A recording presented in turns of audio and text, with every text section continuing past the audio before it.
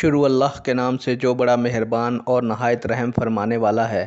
السلام علیکم پیارے ناظرین و سامعین، اللہ تعالیٰ سے دعا کرتا ہوں کہ اللہ تعالیٰ آپ لوگوں کو صحت و تندرستی عطا فرمائے اور ہمیشہ خوش و خرم رکھے اور آپ لوگوں کی تمام پریشانیاں دور فرمائے۔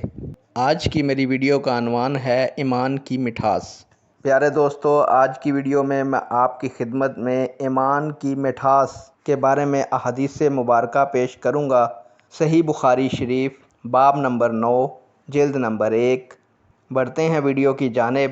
حضرت انس رضی اللہ تعالیٰ عنہ سے روایت ہے، نبی کریم صلی اللہ علیہ وآلہ وسلم بیان کرتے ہیں، آپ صلی اللہ علیہ وآلہ وسلم نے فرمایا، 3 خصلتیں ایسی ہیں کہ جس میں یہ پیدا ہو جائیں اس نے ایمان کی شرینی کو پا لیا۔ ایک یہ کہ اللہ اور اس کا رسول اس کے نزدیک باقی تمام چیزوں سے زیادہ محبوب ہوں، اور جس شخص سے بھی محبت رکھے محض اللہ کے لیے محبت رکھے، اور وہ کفر میں لوٹ جانے کو ایسا برا خیال کرے جیسا کہ آگ میں گرائے جانے کو برا سمجھتا ہے۔ پیارے دوستو، یہ احادیث مبارکہ تھی بخاری شریف جلد نمبر 1 باب نمبر 9، اور اس کا عنوان تھا ایمان کی مٹھاس کا بیان۔